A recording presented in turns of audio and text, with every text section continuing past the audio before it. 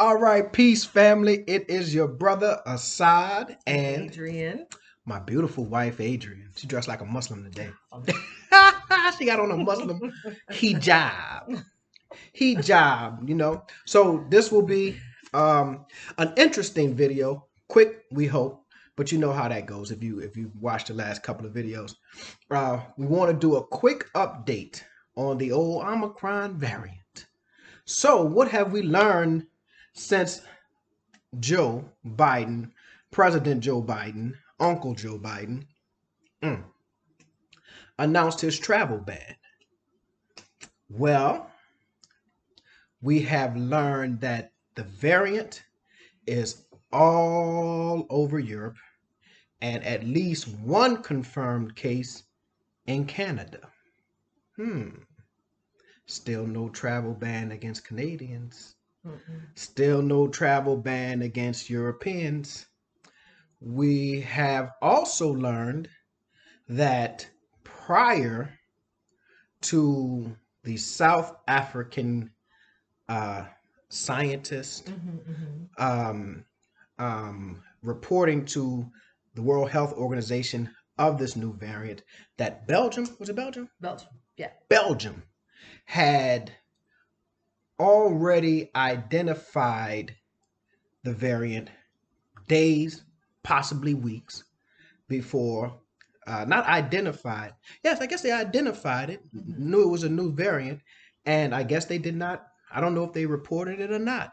However, they have also found cases in Europe, I think it's Belgium also, where, so initially these cases, the reason why the excuse for banning travel from these Southern African countries was that in these Southern African countries, there was so-called community spread, meaning that it wasn't an isolated incident. And so in Europe, they were saying that everyone that they had tested who ended up having the variant had some type of connection to have recently traveled to Southern Africa. Well, they have now found cases where individuals had no connection to Southern Africa, and they have tested positive for the Omicron variant. Right. No connection to traveling to Southern Africa. They don't know anyone who had gone to Southern Africa, and they have the Omicron variant, which means that there's community spread. Now, let's again analyze this travel ban. Right now, people from Belgium, possibly, I'm not in Belgium and I'm not a scientist, epidemiologist, but from what I understand, I can read, there's possible community spread in Belgium. However, are they Belizean? No, that's Belize. A person from Belgium right now can jump on a plane and come to the United States. Right now. Yeah. They can jump on a plane. A person from, I mean, and the variant is found in several, like, I think it's like 12 different places outside of Southern Africa, right? Like all over Europe and all of these places. And so again, a person from Belgium or Europe or whatever, where there is possible community spread, right, can now jump on a plane and still come into the United States, right? So it is just an example of how biased and prejudiced this particular ban is, this particular travel ban. It was, again, a knee-jerk reaction to by the government of the United States and European nations and whoever else imposed these bans on Southern Africa. Yeah. Lastly, on this Omicron update, the South African doctor, and I forget her name, and I should have written this down before we started this. She was on CNN.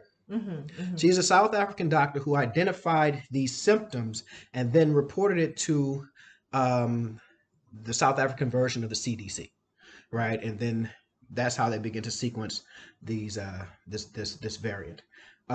She identified the clinical presentation, and we mentioned this in the last in the last video. But again, she was on CNN and she mentioned the clinical presentation of the variant. And she said individuals who were both vaccinated as well as the unvaccinated had tested positive, and individuals who were both vaccinated and unvaccinated both showed mild to moderate symptoms. And these symptoms included a scratchiness or light sore throat, as well as extreme fatigue or tiredness. Yep. Right? Most were not hospitalized. And no one has died. Right. Right? So most are not hospitalized from what I understand. And you can fact check me, but no one has died. Right? So while the question of transmissibility is still out there, Pfizer, the CEO of Pfizer, said that he believes firmly that the vaccinations that his company produces will be effective against the Omicron variant. Yep. He said it may go from 90% effectiveness to maybe 75% effectiveness. And again, the best way to protect yourself against the variant, against COVID, whatever variant it may be, is to go on and get your vaccination. I got mine. Yeah. I got mine. And I don't trust the government like that. But I said, okay. I've seen a lot of people die. I saw a lot of people die in New Orleans at one. I need to see. Yeah, I saw a lot of people die. These games with y'all. Man, go and hit me with that shot. If it's if it's a microchip, it's all right. Would you say hit me with your best shot? If it's a microchip in me, that's cool. We walk around with cell phones anyway. GPS, they ain't gotta locate me. They can locate you through your phone and listen to your whole conversation anyway. You ever notice you're on your phone? I said some stuff. What was it? When we were in Texas, I mentioned something. HEB. I mentioned HEB about 3 times in the car on the way to Texas. Yeah, it's a grocery store on the way to Texas, and it was something that they sell that I wanted. And I mentioned I'm going to stop at HEB. I'm going to stop at HEB. Man, if I didn't go to my phone looking at Google and HEB, right, showed up on my phone advertising something, I was like, man, that's crazy. I know my phone is listening to me. And if you don't believe your phone is listening to you, watch this. Hey, Google. Oh, I don't know if you can see that, but when it responds, hey Google, hey Siri, all that stuff, your phone is listening to you. It is. But anyway, so that's our Omicron COVID travel ban vaccine update, right? So for us, we're still on our way in December, and we will be there to enjoy, inshallah, South Africa. So today we wanted to talk about, that was that.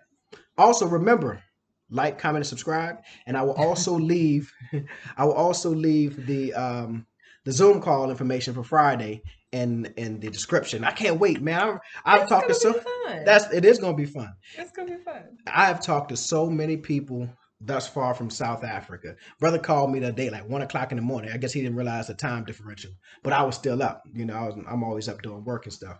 And he called and had a good conversation. Yesterday I met him 1 in the morning. But I was up, I was doing my work. So, and then another brother, I had a good conversation with him yesterday on the on my way to pick up the children after I got off of my calls or whatever have you.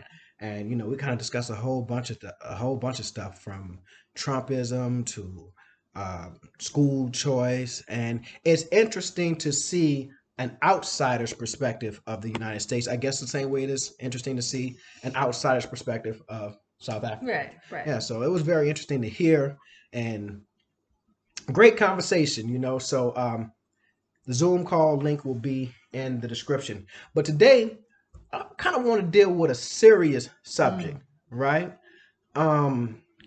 So critical race theory and the Truth and Reconciliation Commission, right?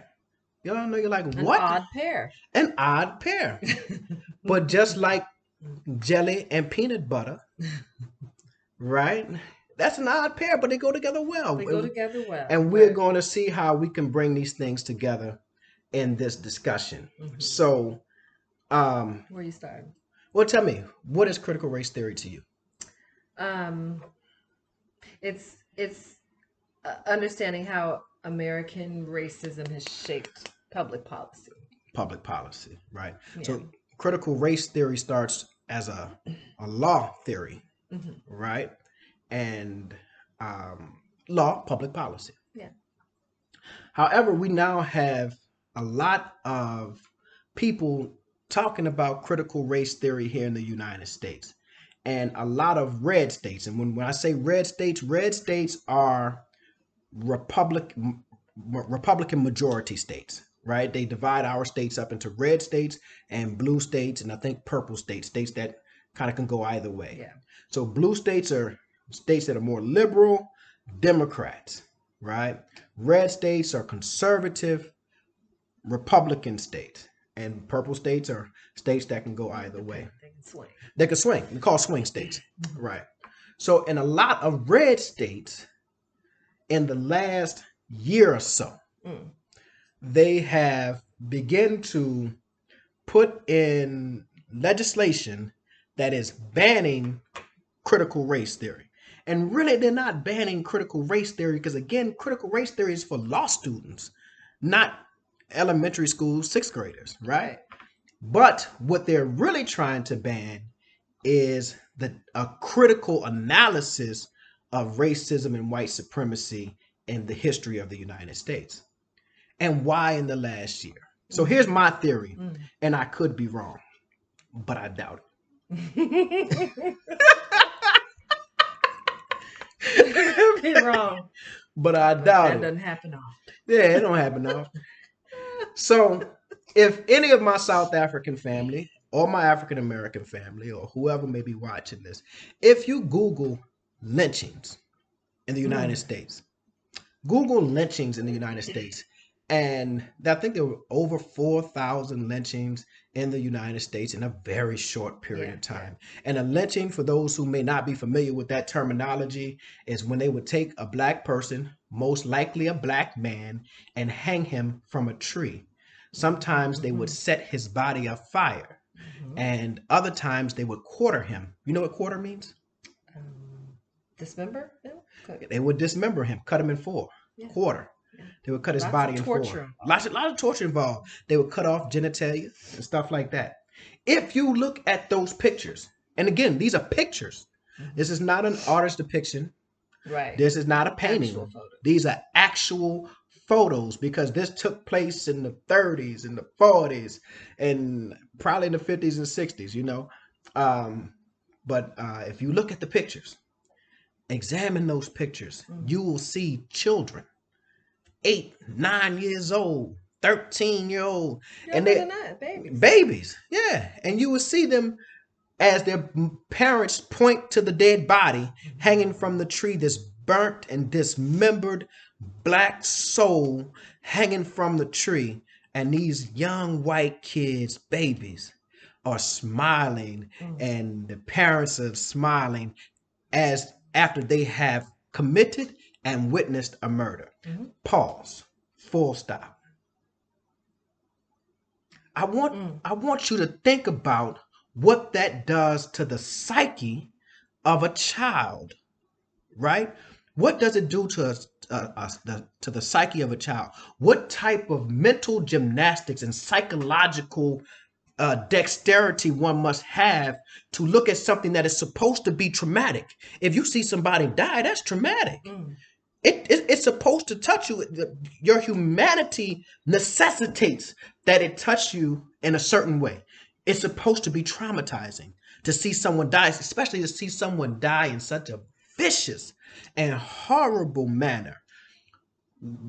What type of psychological maneuvering do these parents, but in particular these children, have to do in order to smile? In order to smile after just committing and witnessing a murder. What did they have to teach those children to believe about those people to make them say, we got them? We killed us one. And they would do this, you know when they would do lynching sometimes? After church on Sundays. Yeah, it was a community event. It was a community event. Everywhere, everybody gathered around. Yeah. Yeah. So Yeah, that was the part of a terror campaign to put Black folks right back in that social position Domestic post terrorism. emancipation. Domestic terrorism that we have faced. Now, Mm. take that image, right? And then juxtapose that image against the death of George Floyd.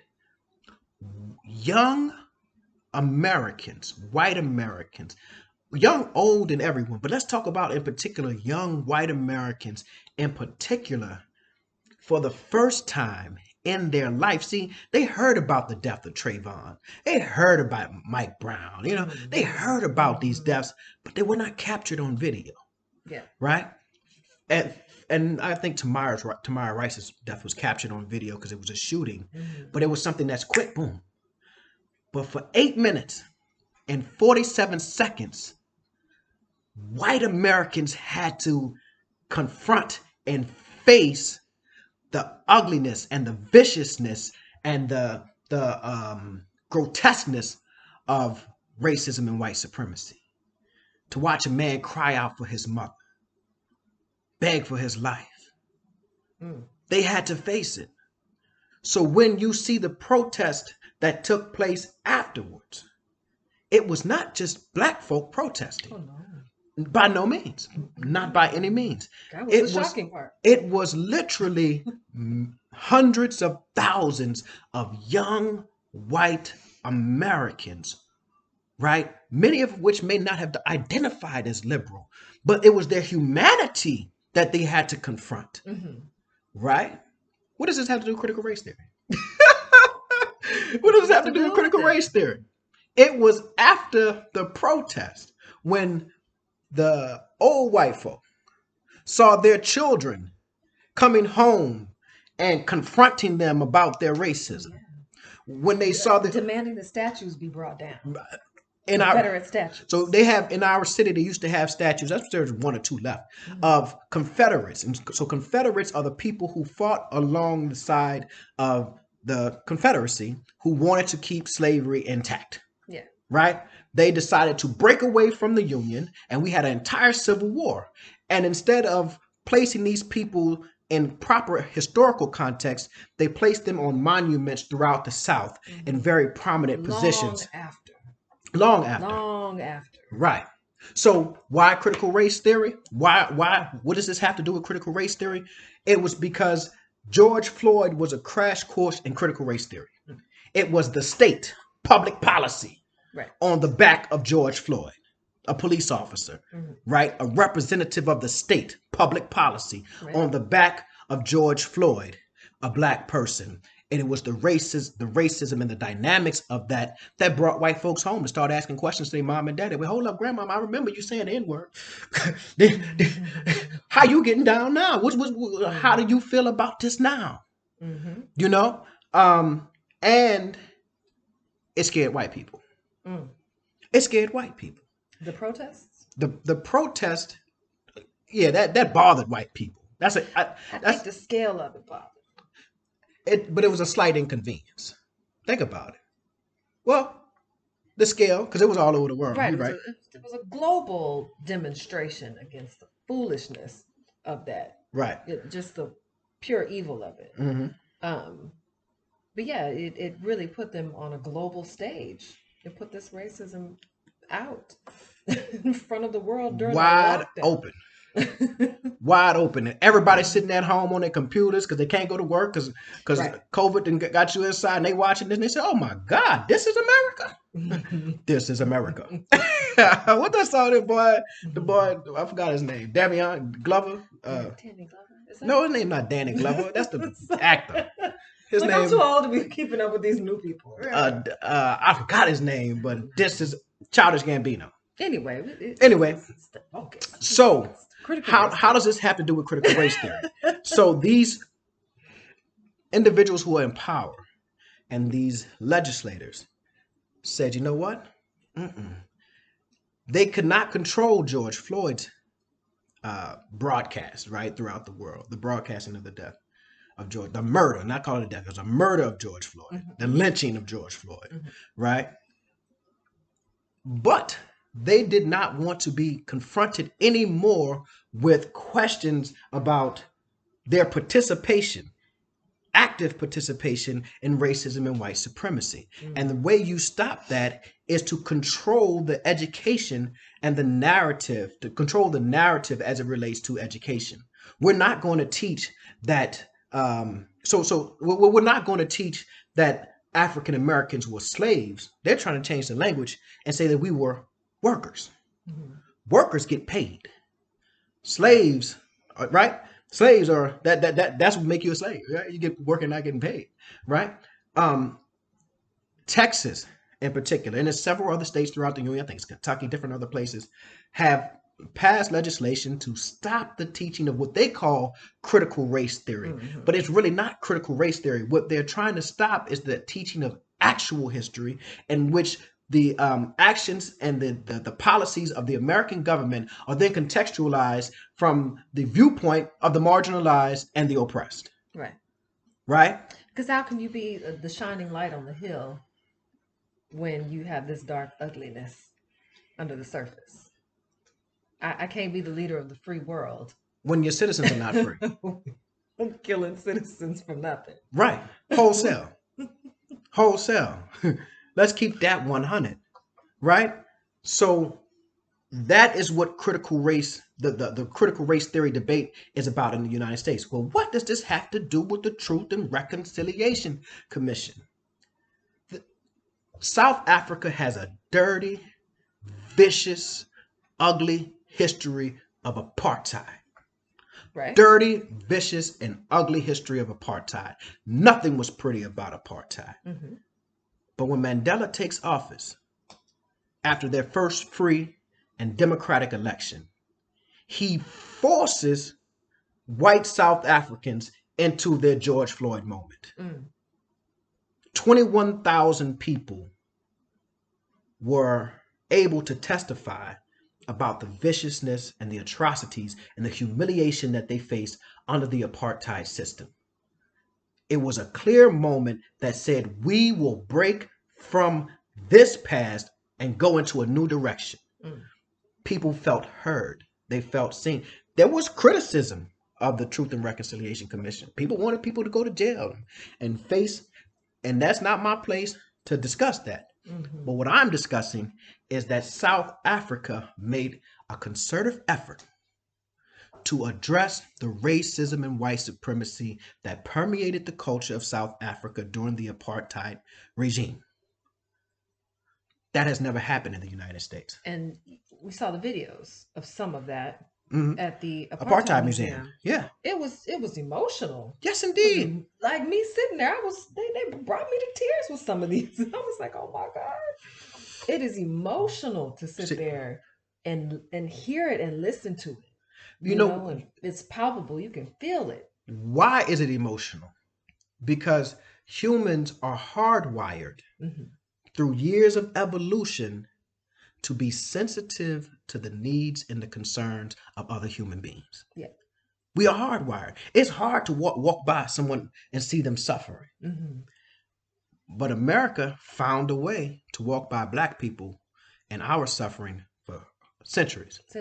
Right? America has yet to have a truth and reconciliation. The opposition to critical race theory is in fact the diametric opposite of truth and reconciliation. They don't want truth, and they don't want reconciliation. Right? You have to first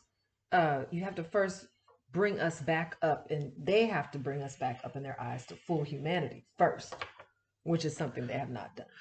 I often talk about outgroup homogeneity. Yeah. There's another terminology that is associated with the outgroup, and that terminology is called infrahumanization. Infrahumanization, right? Infrahumanization is when the in-group does not see the outgroup as fully human, equally human as they are. So a lot of what there's dehumanization and then there's infrahumanization. It's about perception, right? So we are not, it in many ways, and in the eyes of many Americans, far too many white Americans, black people and other people of color are human-like. Right. Humankind, kind of human. We are not, in those years of those racist theories about, the white man being the fully evolved human and black people not, the 3/5 compromise of Henry Clay. If you guys don't know what that is, Henry Clay was called the Great Compromise. This is what we learned of this man in history. They called Henry Clay the Great Compromiser. Well, one of his great compromises was to figure out how to count slaves in the census as a part of the population. He said, well, no, you can't count them as full human beings. You can only count them as 3/5. We are 3/5 of a human being. And that was codified. Is that the right word? Into law? There you go, Lionel. Boy, using words. And it wasn't just that dehumanization, partial humanity. You're right. It didn't just apply to Africans. It applied to Native Americans. Right. It applied to all native indigenous people of all other lands. I mean, that's how they treated everyone. That's how they treated all of us. That's how they saw us. That's how they used religion. We were the savages. They had to bring. Ooh, about to get into something serious when you start talking about that religion. We're not gonna go down that road. That's a whole other. you know I'm fully prepared. Schedule the date. Yeah, to dig into that. When you talk about how when God got to be white. And how all the celestial beings got to be white too. How they propagated religion. I have said this and I will stand by it. And I won't harp on it on this video, but if you guys want to have a conversation about it, please reach out. White Americans do not believe in Christianity. They believe in white supremacy, right? They believe in white supremacy. And they use, their entire religion that they set up, right, was a mechanism to reinforce white supremacy. Slave, obey your slave master, right? Manifest destiny. Manifest destiny. These images of white Jesus, white angels, white God. What does that do to the psyche? Then they tell you that they hold this picture up of this Jesus and say this is part of critical race theory, right? It's not a part of the policy, but it's a part of the socialization of Americans. They hold this picture up of this man and they say this man is God. It's the creator of all. This man is God. He was in the beginning was the Word, and the Word was with God, and the Word was God, and the Word became flesh. So Jesus was in the beginning. It's what they say biblically. And this white man is God. And if this white man is God, then all those who look like him must be some sort of descendants of this. And if we live in a society that has this type of bipolarity, right? Where white is this and white is the opposite of black.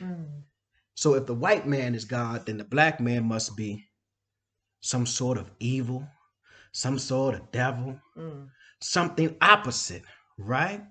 Oh, it is deep psychological. White as snow. What? We getting off track. Yeah. And then it's so historically inaccurate. Here's a fun fact. The only white people in the Bible are the Romans, and they were responsible for the death of Jesus. But the Greeks were there too, but we can debate that. Anyway, so we have yet to have any truth and reconciliation in the United States, and that's where South Africa, another place where South Africa has us beat. And I'm sure some South Africans say, no, we still have to deal with racism. I'm sure you do. I'm absolutely sure you do. But the Truth and Reconciliation Commission was a clear sign from your government, right? Critical race theory is about public policy, right? From your government that we are moving away from the ways of the past into a new direction. We have never in the United States had our truth and reconciliation moment. Mm-mm. We have never had the moment where our government says to us with clear and unambiguous language, we are moving away from the ways of the past and we are going to incorporate you into full and unadulterated citizenship. Never. Never. Never. So that is the relationship We're between. gonna review this Constitution. Make it right. Didn't South Africa write a whole new constitution? I believe so. Yeah, they wrote a whole new constitution after the election. That, or maybe it was before the election. I'm confused. I'm not up on the sequence of these things. But that is it is very important. It is a signal that South Africa will continue to move in the right direction, no matter how long the road may be. They have made the initial first step, that clear break to move from one paradigm into another. Yeah. The United States refuses wholeheartedly to make that clear break. You know, our vice president, right? Someone said that they believed that the United States was a racist nation. Our vice president, Kamala Harris, said that no, I don't believe that the United States is a racist nation. And I was just flabbergasted. What nation are you living in that you do not believe that the United States was a racist nation? Now watch this. If someone said in 1991 or 1989, is South Africa a racist nation? Without doubt. Yeah, they would say without doubt. Absolutely, without doubt. Here we are in the United States. We are the poorest, the least educated. And I know some black people, we're doing better than we were. You better check them numbers because the data matters. You better check the numbers, right? We are the poorest, the least educated, the low home ownership rates. When you look at any health disparity, we are always at the bottom of the top, or whatever, however you want to look at it. Heart disease, HIV, AIDS, cancer, however you want to look at it, we always fare the worst, right? And that is a part of public policy. A good friend, Dr. Imani Shepherd, will call that, public health violence. When you live in communities like Cancer Alley. Cancer Alley is a place here in Louisiana, which I guess it stretches from like Lake Charles all the way down into St. Charles. So a good stretch, about a 2-3 hour stretch, where they have all of these oil refineries. And black people, they put these oil refineries in black communities, and all of these admissions from these oil refineries have created high rates of cancer in these black communities. That is violence. That is violence, right? So our country has yet to really face, right, the ugly face of racism. Emmett Till's mom said, when Emmett Till was a black American young man who came from Chicago and came to Mississippi, and he reportedly whistled at a white woman, and before that white woman died a few years ago, she said she made the whole story up. But they said he whistled at a white woman, and she went home, told her people, her husband and his friends, and they came to Emmett Till's grandmother's house, pulled this young man, a child.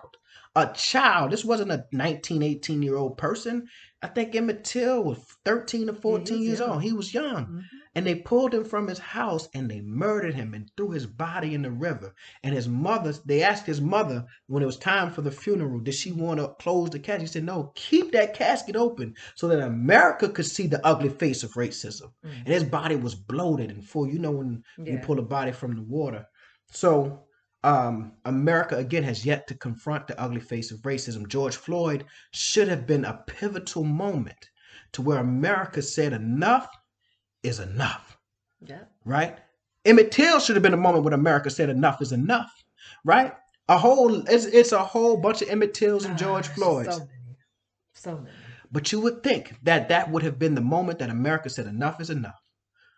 We are going to we're going to speak some truth, and we are going to reconcile, and we're going to move the greatest nation on earth forward. Instead, we have legislators who are Trump supporters and sycophants, right? Who are lackeys for racism and white supremacists and Donald Trump and his whole group. And it's not just, and believe you me, it's not just a Republican thing. Don't get caught up in the foolishness. It's not just a Republican thing. It goes across both parties and both houses of Congress, right? And it goes to every state in the union. And instead of them saying we are going to move forward, they're saying that we're going to set the country 100 years back and start teaching lies to the children in school. And we're not going to examine how racism is codified into the American law. We're not going to examine redlining and how redlining stole millions of dollars from black people. We're not going to discuss how black home ownership rates are low and then black home assessments are low. So when people have to go through all kind of stories, 2 or 3 stories that I've heard.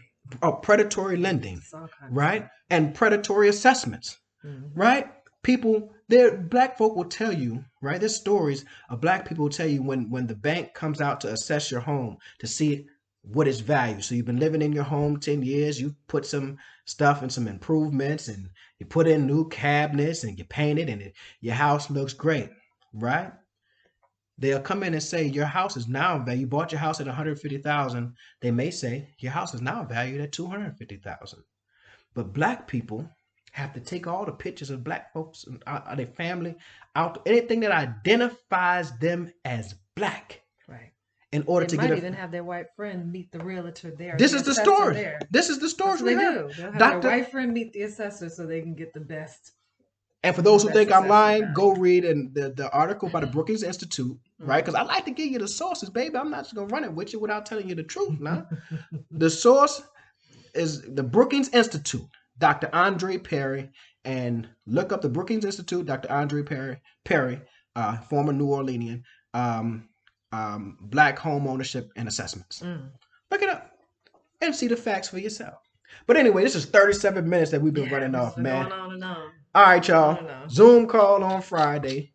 We probably will maybe do a quick one on Thursday, maybe a quick update on the Omicron. Is it Omicron or Omicron? Omicron. I heard Biden say Omicron, but his executive functioning. So,